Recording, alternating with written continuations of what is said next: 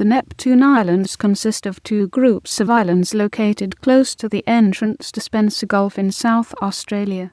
They are well known as a venue for great white shark tourism. The Neptune Islands consists of two groups of islands, the North Neptune Islands and the South Neptune Islands. These both sit on the southern aspect of the Australasian continental shelf, separated by a distance of 9 kilometers. The North Neptune Islands, which are 27.8 kilometers south-southeast from the mainland at Cape Catastrophe, consist of a large island of 49 m height and a small islet of 29 m height located 300 m from the main island's northeast point with a combined area of 2.43 km2. The South Neptune Islands, which are 38.9 kilometers south-southeast from the mainland at Cape Catastrophe, are more evenly portioned in height, with the northern island being 35 m high and the southern island rising to 37 m. The southern group has an area of 2.02 km2. A third feature associated with the overall island group is an outcrop of rocks known as low rocks, located about 6.5 kilometers north-northeast of the northern group of islands. The Neptune Islands were formed between 10,800 and 12,000 years ago, when sea levels rose at the start of the Holocene. The islands are remnant igneous inselbergs which have survived the erosive process associated with sea level rise. The remnant rock is described as being a circumflex porphyrit granite gneiss and pink granite intruded with dolerite ducesa. Remnants of the once overlying calcarenite layers are also present on the upper platforms of the island. The soil is mainly derived from the weathering of the granite, with a minor contribution from the weathering of calcarenite strata.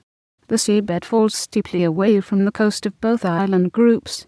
Water depths of 80 m are reached within a distance of 1.5 kilometers from the northern group, and within 1.5 kilometers to 2 kilometers from the southern group, while the low profile of the islands do limit what can grow due to wind exposure and salt spray. Surveys have shown that the northern island group has 35 plant species, while the southern group has 28 species on its north island, while Lighthouse Island has 13 species.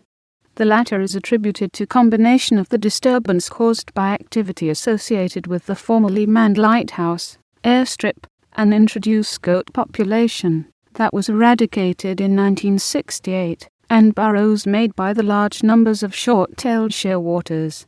Plant species include sea celery, lick lily, flax lily, coast arsic grass, salt couch, billy button daisies, variable ground celand and introduced northern hemisphere grass, rat's tail fescue. The only mammals present are bush rats, which are found on North Neptune Island. Birds of prey include white-bellied sea eagles, peregrine falcon and swamp harrier, with Australian kestrels mainly concentrated on the northern island in the south group. Breeding colonies of Cape Barren geese are present on the northern group, while short-tailed shearwaters, silver gull and greater crested tern are present on the south group island. Other land birds include white-fronted chats, masked plovers, rock parrots, welcome swallows, silver eyes and stubble whales. Sparrows, an introduced species, have established themselves on Lighthouse Island. Reptiles identified during surveys include marbled geckos on both island groups, while the following are limited to the main island in the northern group: four-toed earless skink, bull skinks and western brown snakes. The latter are believed to prey on bush rat and bull skinks. New Zealand fur seals and Australian sea lions are common on all islands, using the island group for breeding. In turn, the presence of these two colonies of sea mammals supports a migratory population of both great white sharks and bronze whaler sharks. The islands were first sighted by Europeans on Sunday 21 February 1802 from HMS Investigator, whilst under the command of Matthew Flinders. The islands were named a circumflex Neptune's Islisa, for they seemed to be inaccessible to men.